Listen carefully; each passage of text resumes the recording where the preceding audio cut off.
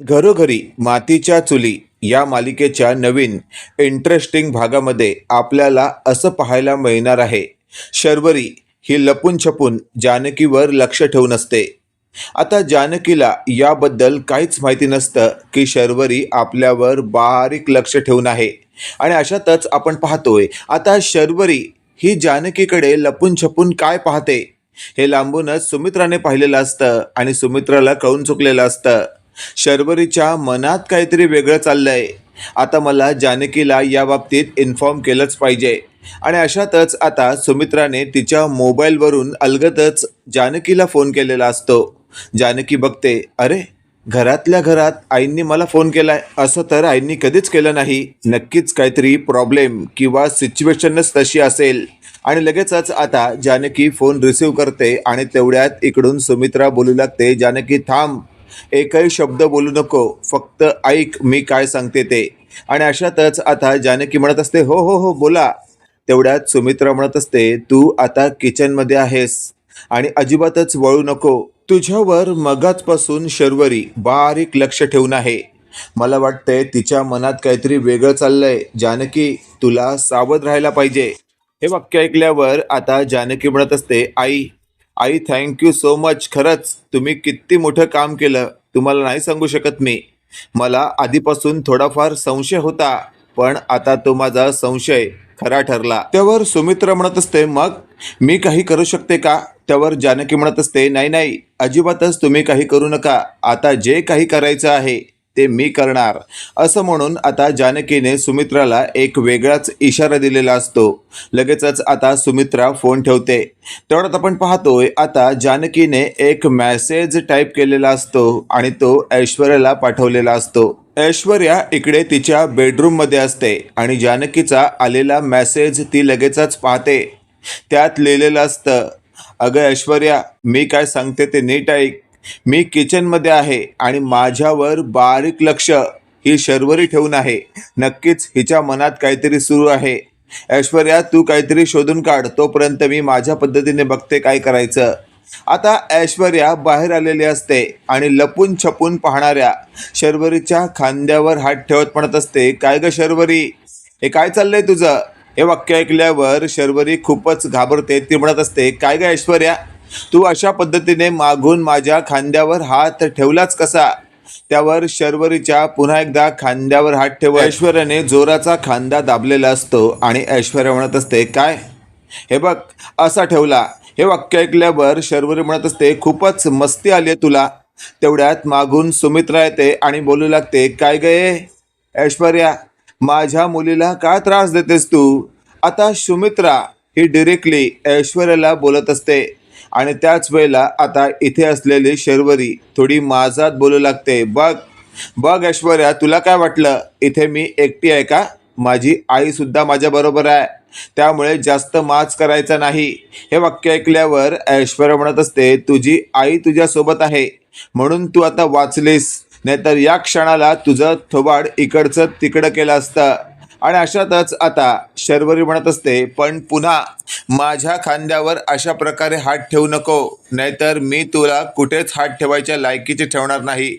आता या दोघांचा चाललेला वाद आणि त्यात सुमित्राने शर्वरीची दिलेली साथ ही शर्वरीला खूपच आनंददायक वाटलेली असते. आणि अशातच आपण पाहतोय मागचा पुढचा विचार न करता शर्वरी आता सुमित्राची ताकद वापरून या ऐश्वर्यावर चढण्याचा प्रयत्न करत असते. इकडे आपण पाहतोय थोड्या वेळानंतर आता जानकी आणि ऐश्वर्या भेटतात. ऐश्वर्या म्हणत असते, जानकी, या शर्वरीचा माज खूपच वाढत चाललाय. आता तर मला अजिबातच सहन होत नाहीये. सांग मला नेमकं काय करायचं ठरवलंयस तू? हे वाक्य ऐकल्यावर आता जानकी म्हणत असते, ऐश्वर्या नको काळजी करूस तू. आता तर या शर्वरीचा माज उतरवण्यासाठी मी असा काही डाव आखलाय ना, ज्यानंतर या शर्वरीला पुन्हा कधी माज करण्यासाठी अजिबातच वेळ मिळणार नाही. किंवा तिला कळून चुकेल की आपण माज केला तर आपला माज एका क्षणात उतरतो. त्यामुळे शर्वरी खूपच नम्रप्रमाणे वागेल. आणि अशातच आता तिथे सुमित्रा येते. सुमित्रा म्हणत असते, जानकी, तू फक्त सांग मला काय करायचं आहे या शर्वरीला वठणीवर आणण्यासाठी. तेवढ्यात आपण पाहतोय जानकी म्हणत असते, आई एक गोष्ट लक्षात ठेवा, सध्या तरी तुम्ही शर्वरी वंशंच्याच बाजूने आहात असं चित्र तुम्हाला कायमस्वरूपी निर्माण करायचं आहे. एकदा का तिच्या मनात तुमच्याबद्दलचा विश्वास वाढला की आपण अलगतच तो विश्वास तोडायचा आणि तिला तिची लायकी दाखवून द्यायची. हे वाक्य ऐकल्यावर आता तिथे असलेली सुमित्रा बोलू लागते, जानकी असं असेल ना तर तू काही काळजीच करू नको. या शर्वरीला तिची योग्य ती जागा दाखवून देण्यासाठी मी काय हवं ते करीन. आणि अशातच आता थेट सुमित्रा तिच्या बेडरूममध्ये जाऊन बसते. तेवढ्यात आपण पाहतोय अननोन नंबरवरून आता आलेला कॉल हा जानकीला खूपच त्रास देत असतो. जानकी म्हणत असते, या व्यक्तीचा कॉल सारखाच येतोय. तेवढ्यात ऐश्वर्या म्हणत असते, जानकी आता तर या व्यक्तीचा आपल्याला पर्दाफाश करावाच लागेल. तेवढ्यात आपण पाहतोय तिथे सुमित्रा आलेली असते. सुमित्रा म्हणत असते, तुम्हा दोघांना काय हवी ती मदत करायला मी तयार आहे. त्यावर जानकी म्हणत असते, अहो आई, तुम्हाला काय सांगितलंय, तुम्ही फक्त त्या शर्वरीच्या बाजूने आहात असं चित्र निर्माण करा, बाकी तिला धूळ चालण्यासाठी मी काय हवं ते करीन. आणि अशातच आता सुमित्रा थेट तिथून आपल्या बेडरूमच्या दिशेने जाते. ऐश्वर्या म्हणत असते, जानकी लाव, आता तू स्वतःहून त्या व्यक्तीला फोन लाव. आता जानकी लगेचच आपल्या मोबाईलवर आलेला कॉल परत रिपीट करते आणि समोरच्या व्यक्तीला बेल वाजत असते. आता समोरचा व्यक्ती फोन उचलतो आणि तो बोलू लागतो, काय मग जानकी मॅडम, शेवटी फोन केलात तुम्ही, माझा फोन उचलला नाहीत, ही तर मोठी चूक केली होती तुम्ही, पण मला फोन करून चूक सुधारलीत तुम्ही. हे वाक्य ऐकल्यावर आता जानकी म्हणत असते, बघ जास्त शहाणपणा करू नको, जास्त उडू नको की मी तुला फोन केलाय. एक गोष्ट लक्षात ठेव, काय आहे तुझी मागणी ती सांग. त्यावर तो व्यक्ती म्हणत असतो, फार काय नाही, फक्त 10 लाख रुपये पुढच्या 1 तासामध्ये अरेंज करा. मी तुम्हाला असा काही पुरावा देतो ना ज्याच्या आधारावर तुम्ही चांगलाच धुमाकूळ घालाल. त्यावर जानकी म्हणत असते, अच्छा, पण एक गोष्ट लक्षात ठेव, काय गॅरंटी तू आम्हाला पुरावा देशील, पैसे घेऊन पळून कशावरून जाणार नाहीस. त्यावर तो व्यक्ती म्हणत असतो, मी अजिबातच पळणार नाही, पण एक गोष्ट लक्षात ठेवा, तुम्ही माझ्याशी अजिबातच कोणत्याही प्रकारचा धोका करायचा नाही. आणि अशातच आता जानकी म्हणत असते, हो, मी अजिबातच कोणत्याही प्रकारचा धोका करणार नाही. त्यावर तो व्यक्ती म्हणत असतो, चला, तुमच्याकडे वेळ फार कमी आहे, 1 तासाच्या आत मी सांगतोय त्या ठिकाणी पैसे घेऊन पोहोचा. जानकी हो असं म्हणते. त्या व्यक्तीने फोन ठेवलेला असतो आणि त्यानंतर त्याने एक पत्ता टेक्स्ट केलेला असतो. इकडे आपण पाहतोय आता त्या व्यक्तीने पाठवलेला टेक्स्ट, तो ॲड्रेस पाहून ऐश्वर्या म्हणत असते, जानकी या जागी जाणं खूपच धोकादायक आहे, ही जागा खूपच आतल्या ठिकाणी आहे आणि आपण बाई माणूस तिकडे जाणं म्हणजे आपण खूपच मोठी रिस्क घेतोय.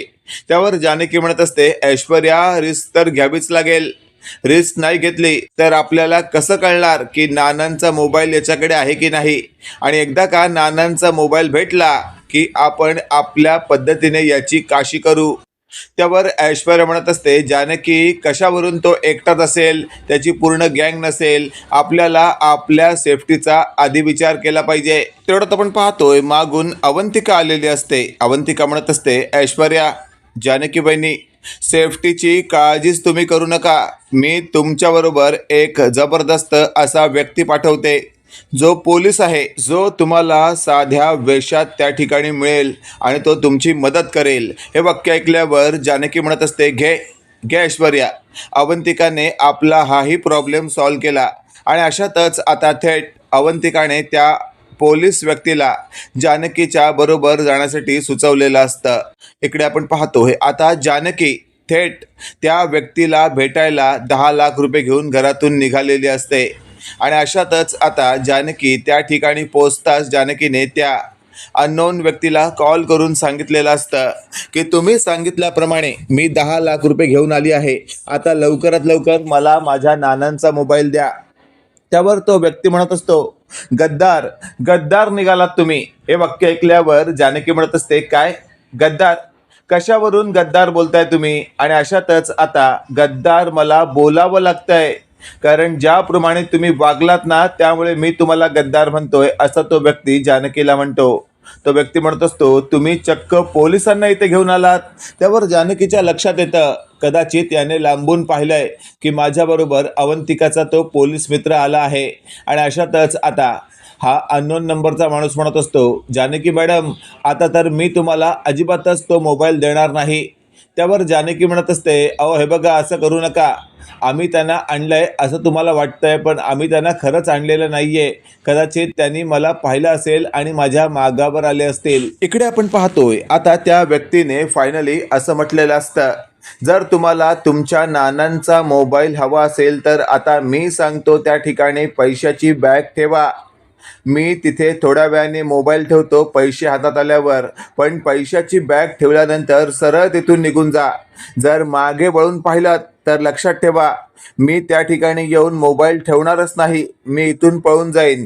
त्यावर जानकी म्हणत असते, नको नको, असं नका करू, मी ठेवते पैशाची बॅग, पण खरंच तुम्ही या ठिकाणी मोबाईल ठेवून जा. आणि लगेचच आता जानकीने आपल्याबरोबर आलेल्या पोलिसाला म्हटलेलं असतं, प्लीज तुम्ही इथून बाहेर जा, तुम्ही इथे नका थांबू. आता तो पोलीस मित्र तिथून निघून गेलेला असतो आणि अशातच आता जानकी थेट त्या व्यक्तीला म्हणत असते, बघा, तुमच्या मनासारखं केलंय मी, इथे आता माझ्याशिवाय कोणच नाहीये. त्यावर तो व्यक्ती म्हणत असतो, ठीक आहे ना, तुम्ही सुद्धा तिथून जा, फक्त इथे मी सांगतो त्याप्रमाणे बाकीचं सगळं ठेवा. आता जानकी तिथून बाहेर पडते आणि ती अलगदच आत शिरणाऱ्या त्या शर्वरीच्या डुप्लिकेटकडे पाहत असते. शर्वरी म्हणत असते, कोण आहे ही? खरी शर्वरी तर मी आहे.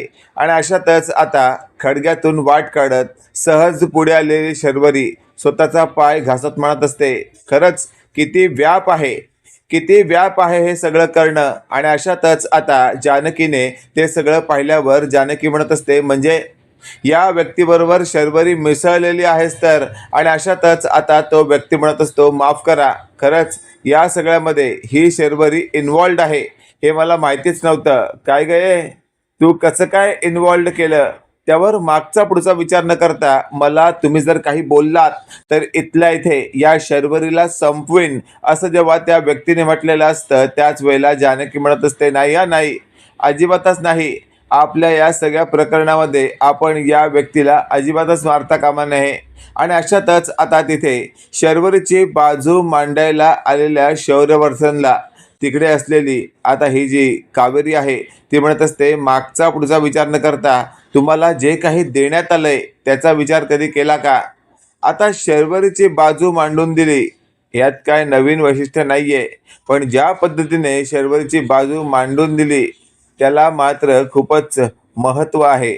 आणि अशातच आता मागचा पुढचा विचार न करता सोजवळ आणि सिंपल वाटणाऱ्या शर्वरीला आता या जानकीने असं म्हटलेलं असतं, की तुला काय वाटलं, तू आमच्या नकळत एक व्यक्ती ज्याच्या आधारावर तू 10 लाख रुपये मागशील आणि आम्ही तुला 10 लाख रुपये देऊ सुद्धा. अगं, वेळ पडली असती ना तर आम्ही तुला 10 लाख रुपये सुद्धा दिले असते, पण हे 10 लाख रुपये घेऊन तू पळून जाण्याच्या तयार होतेस. असा नाही विचार केलास की जर उद्या मागे या सगळ्या मागचं सत्य आपल्याला जर कळलं तर काय होईल? त्यावर मागचा पुढचा विचार न करता तुम्ही अगदी बरोबर बोलताय, असं जेव्हा शर्वरीने म्हटलेलं असतं त्याच वेळेला ऐश्वर्या म्हणत असते, जानकी, या शर्वरीला 2 नाही तर 4 लपालप कानाखाली दे. त्यावर ऐश्वर्या आता काही बोलणार किंवा करणार त्याआधीच जानकी समोर या सुमित्राने शर्वरीला थोबडवलेलं असतं. आणि जानकी म्हणत असते, काय ग शर्वरी, काय समजतेस तू स्वतःला? पण एक गोष्ट लक्षात ठेव, या सगळ्यामध्ये अजूनही आपली पॉवर ही खूपच ऑलमेस्ट आहे. अशातच आता दुपारची वेळ असते, सगळ्यांच्या विरोधात आपण काय बोलावं असं सध्या तरी दुपारीला कळत नसतं. इकडे आपण पाहतोय, आता सुमित्रा शर्वरीची साथ देत असते असं शर्वरीला वाटत असतं, पण अचानकपणे सुमित्राने शर्वरीला म्हटलेलं असतं, किती द्यायचा तुला मी साथ, तू तर करा विचार, या सगळ्यामध्ये अडकण्यापेक्षा स्वतःचा कर बिझनेस. त्यावर हा गोलू बसलेला असतो आणि तो स्वतः यातून काहीतरी शिकण्याचा प्रयत्न करत असतो, पण गोल्याला कळून चुकतं की आपल्याकडून हे शक्य नाहीये. आणि मग गोल्या अलगतच उचलणाऱ्या त्या व्यक्तीला पाहतो आणि म्हणत असतो, dad, I am so sorry, या सगळ्यामध्ये माझी चूक झाली, पण मला खरंच कळलं नाही की या सगळ्यामध्ये नेमकं काय होतं. आता आपण जर दुसऱ्या मेकॅनिककडे गेलो तर 100% 50-60 किंवा 100 रुपये तर मागेलच, पण काही ठिकाणी आपण करतो काम आणि यशस्वीरित्या पूजेचं असं ते काम करून बदनसीने. हे सगळं ऐकल्यावर आता ऐश्वर्या म्हणत असते, सॉरी, सॉरी, मला माफ करा आई. तुम्ही एकतर या सगळ्या प्रसंगातून जाताय आणि तुम्हाला यात सगळं अडकवणारा फक्त एकच व्यक्ती आहे, तो म्हणजे फक्त आणि फक्त माझा नवरा सौमित्र. हे सगळं ऐकल्यावर सुमित्रा म्हणत असते, काय बोलतेस तू हे? बोलताना शब्द जरा जपून वापर. त्यावर शब्द काय जपून वापरायचे? आता तर माझ्या आयुष्यात सतत हेच आहे. हे वाक्य ऐकल्यावर ऐश्वर्या म्हणत असते, का ग?